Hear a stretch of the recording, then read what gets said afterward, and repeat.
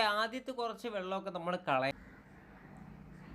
അപ്പം നമ്മൾ ഇന്നത്തെ വീഡിയോ നമ്മൾ ചെയ്യാൻ പോകുന്നത് ഒരു അടിപൊളി വാട്ടർ ഫിൽറ്റർ ആണ്.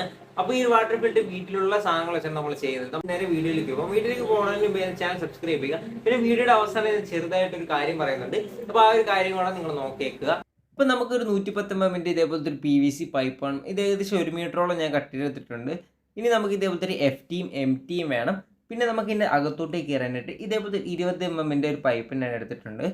അതിനുശേഷം നമുക്ക് 2 എൻഡ് ക്യാപ്പ് വേണം. ഈ എൻഡ് ക്യാപ്പിൻ്റെ നടുക്കായിട്ട് ഇതേപോലെ ഹോളിട്ട് എടുത്തിട്ടുണ്ട്.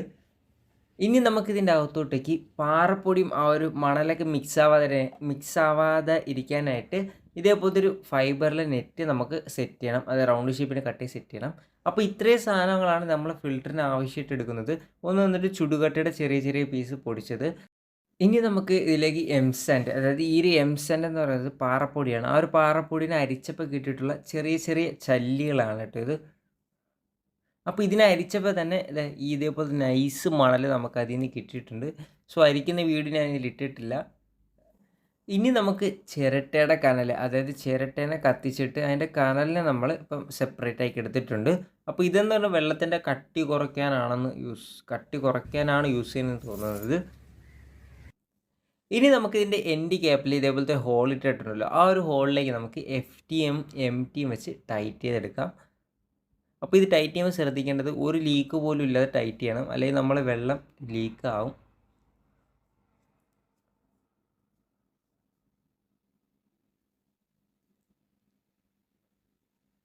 ഓക്കെ, അപ്പോൾ ടൈറ്റ് ചെയ്ത് അങ്ങനെ എടുത്തിട്ടുണ്ട്. ഇനി നമുക്കിതൊന്ന് സ്റ്റാൻഡിൽ സെറ്റ് ചെയ്യണം. അപ്പോൾ ഞാനിപ്പോൾ പ്ലൈവുഡിൽ ചെറിയൊരു സ്റ്റാൻഡ് അങ്ങനെ ചെയ്തെടുത്തിട്ടുണ്ട്.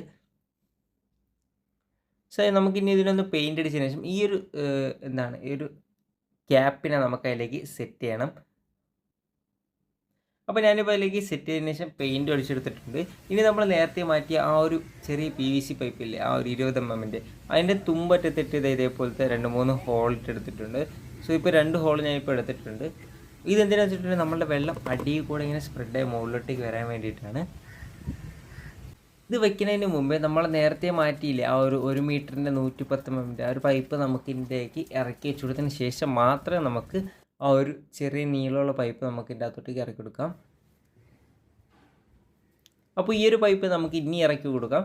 അതിനുശേഷം നമ്മളത് ഈ ഒരു ഭാഗത്ത് ഒരു ഹോൾ ഇട്ടെടുത്തിട്ടുണ്ട്, ചെറിയൊരു ഹോള്.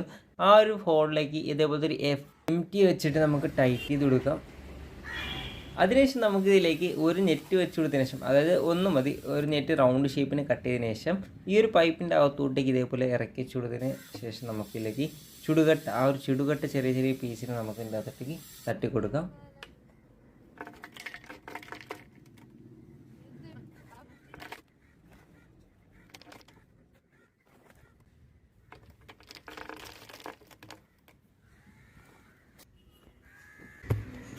അപ്പോൾ നിങ്ങൾക്കിപ്പോൾ കാണാൻ പറ്റും അടിയിലെ ആ ഒരു ഭാഗം വരയ്ക്ക് നമ്മൾ തട്ടിയിട്ടുള്ളൂ. ഇനി നമുക്ക് 2 നെറ്റിന് ഇതേപോലെ റൗണ്ട് ഷേപ്പിന് കട്ട് ചെയ്തെടുത്തതിന് ശേഷം ഈ ഒരു പൈപ്പിൻ്റെ അകത്തോട്ടേക്ക് നമുക്കിതിനെ ഇറക്കി വെച്ച് കൊടുക്കാം.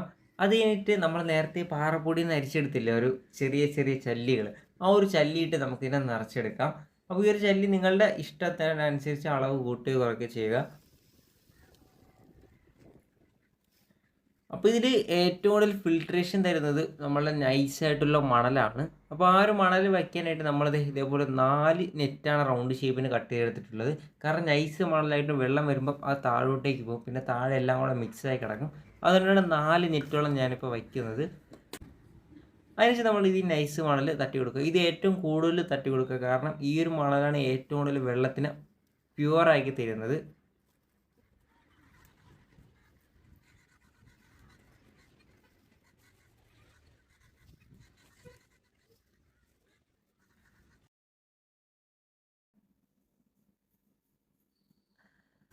അപ്പോൾ ഈ ഒരു മണ്ണ് ഏകദേശം ഇത് അതിൻ്റെ 3/4 ഭാഗത്തോളം തട്ടിയിട്ടുണ്ട്. അതിനുശേഷം നമുക്ക് ഇതിലേക്ക് ഒരു നെറ്റിന് ഇതേപോലെ റൗണ്ട് ഷേപ്പിന് കട്ട് ചെയ്ത് ഇതിൻ്റെ അകത്തോട്ട് ഇട്ടുകൊടുക്കാം. ഈ ഒരു നെറ്റിന് വെച്ചിട്ട് നമ്മളെ ചിരട്ടയുടെ കരിക്കട്ട അതിൽ മിക്സ് ആവാതിരിക്കാൻ വേണ്ടിയിട്ടാണ്. അപ്പോൾ ഈ ഒരു കരിക്കട്ടിൽ അവസാനത്തെ ലെയറായിട്ട് നമുക്കിതിലേക്ക് ശരിക്കും തട്ടി കൊടുക്കും, അതായത് മൊത്തം നിറച്ചെടുക്കാം. ഓക്കെ, ഞാനിപ്പോൾ നിറച്ച് അങ്ങനെ എടുത്തിട്ടുണ്ട്. ഇനി നമുക്കിതിനൊന്ന് എൻഡ് ക്യാപ്പ് വെച്ച് അടച്ചു കൊടുക്കാം.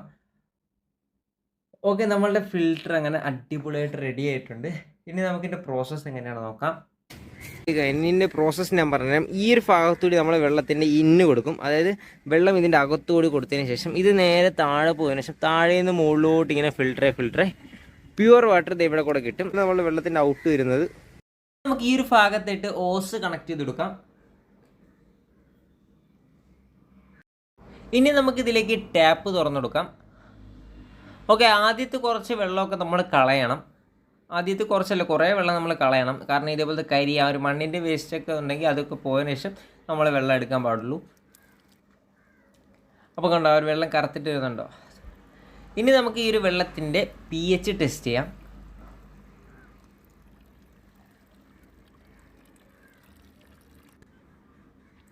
അപ്പോൾ ഞാനിപ്പോൾ pH ടെസ്റ്റ് ചെയ്യാനുള്ള സൊല്യൂഷൻ എടുത്തിട്ടുണ്ട്. ഈ ഒരു പച്ച കളർ 0.7 ആണ് നോർമൽ നമുക്ക് കുടിക്കുന്ന വെള്ളത്തിൻ്റെ pH എന്ന് പറയുന്നത്. അപ്പോൾ ടെസ്റ്റ് ട്യൂബ് എടുത്തതിന് ശേഷം ടെസ്റ്റ് ട്യൂബിൽ 5 ml വെള്ളം ഒഴിക്കണം. അതായത് നമ്മൾ ടെസ്റ്റ് ട്യൂബിൽ 5 ml വെള്ളത്തിൽ 3 ഡ്രോപ്പ് സൊല്യൂഷനാണ് ഒഴിച്ചെടുക്കേണ്ടത്. ഓക്കെ, നമ്മളിപ്പോൾ 3 ഡ്രോപ്പ് സൊല്യൂഷൻ ഈ ഒരു ഇതിലേക്ക് ഒഴിച്ചെടുക്കുകയാണ്. അതിനുശേഷം ഇത് നല്ലവണ്ണം ഷേക്ക് ചെയ്യണം.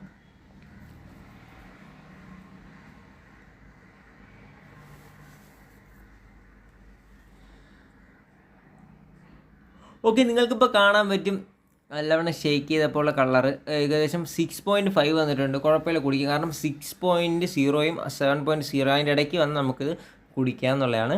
ഇനി ഞാൻ നിങ്ങൾക്ക് കിണറ്റിലെ വെള്ളം ഞാൻ ഒന്ന് കാണിച്ചു തരാം. അതായത് കിണറ്റിലെ വെള്ളം നമ്മൾ ഫിൽറ്റർ ചെയ്ത വെള്ളം രണ്ട് ഗ്ലാസ്സിൽ വെച്ചതിന് ശേഷം നമ്മൾ സൊല്യൂഷൻ ഒഴിച്ച് അതിൻ്റെ കളർ വ്യത്യാസം ഞാൻ നിങ്ങൾക്ക് കാണിച്ചു തരാം. അപ്പോൾ നമ്മൾ കിണറ്റിലെ വെള്ളം നമ്മൾ എടുത്തിട്ടുണ്ട്. ഈ ഒരു ഫിൽറ്റർ ചെയ്ത വെള്ളം ഈ ഒരു ഗ്ലാസ്സിൽ എടുത്തിട്ടുണ്ട്. ഇനി നമ്മൾ സൊല്യൂഷൻ ഇതിലേക്ക് നേരെ ഒഴിച്ചെടുക്കും. കാരണം ഇത് കുറച്ച് സൊല്യൂഷൻ ഉള്ളതുകൊണ്ടാണ് ഞാൻ ഒരു കുപ്പിയോടെ എടുത്ത് ഒഴിക്കുന്നത്. അപ്പോൾ കളർ മാറിയത് നിങ്ങൾക്കിപ്പോൾ കാണാൻ പറ്റും. ഇനി നമ്മൾ ഫിൽറ്റർ ചെയ്ത വെള്ളത്തിൽ ഇതേ സെയിം ആയിട്ട് തന്നെ ഒഴിക്കുകയാണ്. കണ്ടോ, രണ്ടിൽ 2 കളറാണ്. അതായത് ഈ ഒരു റെഡ് എന്ന് പറഞ്ഞാൽ ഭയങ്കര pH കൂടിയിട്ടുള്ളതാണ്. അപ്പോൾ നിങ്ങൾക്കിപ്പോൾ കാണാൻ പറ്റും രണ്ടിൻ്റെയും ഡിഫറൻസ്. അതായത് നമ്മൾ ഫിൽറ്റർ ചെയ്ത വെള്ളം നമ്മളുടെ കിണറ്റിലെ വെള്ളത്തിൻ്റെ വ്യത്യാസം. അപ്പോൾ ഇതിൻ്റെ pH നോർമലായെന്ന് പറഞ്ഞിട്ട് ഞാൻ ഈ ഒരു വെള്ളം നിങ്ങളെ കുടിക്കാൻ പറയില്ല. കാരണം നമ്മൾ pH മാത്രമല്ല നോക്കാനുള്ളത്, നൈട്രേറ്റും നൈട്രൈഡും പിന്നെ അമോണിയ അതൊക്കെ നോക്കണം. അപ്പോൾ ഇതൊക്കെ നോക്കണമെങ്കിൽ നമ്മൾ ലാബിൽ കൊടുത്ത് തന്നെ ടെസ്റ്റ് ചെയ്യണം. അത് ഏത് ഫിൽറ്ററിലായിരുന്നാലും ലാബിൽ കൊടുത്ത് തന്നെ ടെസ്റ്റ് ചെയ്യാൻ നോക്കാം. അപ്പോൾ ഇന്നത്തെ വീഡിയോ തന്നെ ഇഷ്ടപ്പെട്ട ലൈക്ക് ചെയ്യുക, സബ്സ്ക്രൈബ് ചെയ്യുക, ഷെയർ ചെയ്യുക. അടുത്ത വീഡിയോ വീണ്ടും കാണാം. ബൈ.